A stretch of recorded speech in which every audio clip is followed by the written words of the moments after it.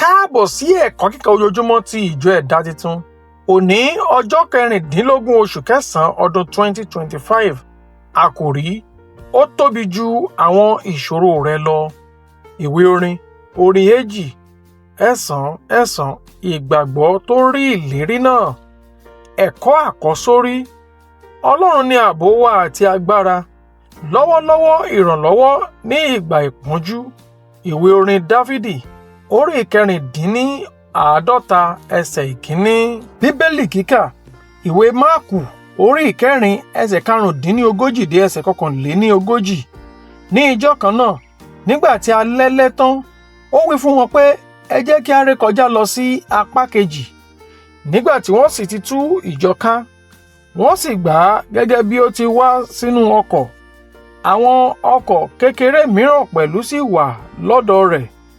Ìjì ńlá kan sì dìde, ìgbì sì ń bù sínú ọkọ̀, tó bẹ́ẹ̀ tí ọkọ̀ fẹ́rẹ̀ sì kún. Òun pàápàá sì wà ní ìdí ọkọ̀, ó ń sùn lórí ìrọ̀rí. Wọ́n sì jí, wọ́n sì wí fún un pé, Olùkọ́ni, ìwọ kò bìkítà bí àwa ṣègbé? Ó sì jí, ó bá afẹ́fẹ́ náà wí, ó sì wí fún òkun pé, dákẹ́ jẹ́. Afẹ́fẹ́ sì dá, ìpàọ̀rọ̀ ńlá sì dé. Ó sì wí fún wọn pé, èéṣe tí ẹ̀yin fi ń ṣe ojo bẹ́ẹ̀? Ẹ kò tí ì ní ìgbàgbọ́ síbẹ̀? Ẹ̀rù sì bà wọ́n gidigidi. Wọ́n sì ń wí fún ara wọn pé, irú ènìyàn kí lè èyí tí àti afẹ́fẹ́ àti òkun gbọ́ tirẹ̀? Ẹ̀kọ́ nínú Bíbélì kíkà tòní: ìgbì omi òkun dìde nígbà tí Jésù ń sùn nínú ọkọ̀. Nígbà tí Jésù ń bá àwọn ọmọ ẹ̀yìn rẹ̀ rin ìrìn àjò. Pẹ̀lú àkíyèsí, ìbéèrè rẹ̀ sí àwọn ọmọ ẹ̀yìn rẹ̀ wípé, èéṣe tí ẹ̀yin fi ń ṣe ojo bẹ́ẹ̀? Ẹ kò tí ì ní ìgbàgbọ́ síbẹ̀? Èyí túmọ̀ sí wípé, èéṣe tí ẹ̀yin fi ń kú lọ nínú ìbẹ̀rù nígbà tí ẹ̀yin ní olùgbàlà lọ́dọ̀ yín? Gẹ́gẹ́ bí àwọn ọmọ ẹ̀yìn wọ̀nyí, ọ̀pọ̀ ìgbà ni àwa pẹ̀lú máa ń gbé ìṣòro wa lárugẹ, tí a sì máa ń fi ojú kéré agbára Ọlọ́run. Nítòótọ́, nígbà gbogbo ni Ọlọ́run wà pẹ̀lú wa.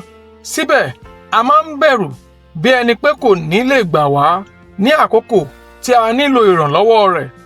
Nígbà tí Dáfídì ń la inú ewu kọjá, ó wí pé, bí èmi tilẹ̀ ń rìn láàrin àfonífojì òjìji ikú, èmi kì yóò bẹ̀rù ibi kan, nítorí ìwọ wà pẹ̀lú mi. Ìjẹ́wọ́ ọ̀rọ̀ ẹnu ẹnìkan tí ó mọ Ọlọ́run jinlẹ̀ ni èyí. Ó mọ̀ dájú pé bí ìṣòro náà tilẹ̀ fi ara hàn nítòótọ́, ó dájú pé ìfarahàn Ọlọ́run tóbi ju gbogbo wọn lọ.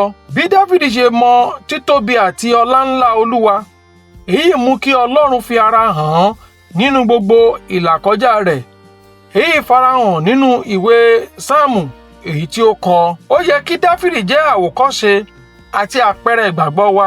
Ìgbé ayé rẹ̀ kọ́ wa wípé Ọlọ́run kì í fi àwọn ẹni tirẹ̀ sílẹ̀, bí ó ti wù kí ipò tàbí ìṣòro náà le tó.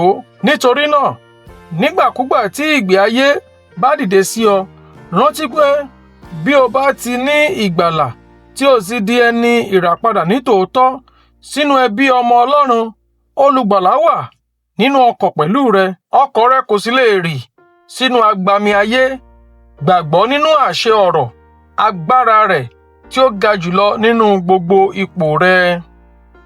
Ẹ̀kọ́ àmúrelé: ìgbàgbọ́ kì í ṣe láti gba ọ̀rọ̀ Ọlọ́run gbọ́ nìkan, ó jẹ́ fífi sójú ìṣe ní ìlànà pẹ̀lú ọ̀rọ̀ Ọlọ́run. Àdúrà: Jésù Olúwa, mo dúpẹ́ pé ìfarahàn rẹ tóbi ju gbogbo ìṣòro mi lọ. Ràn mí lọ́wọ́ kí n lè sinmi lé agbára rẹ ní gbogbo àkókò ìjì, ní orúkọ Jésù. Àmín. Títí di ọ̀la, ó dàbọ̀.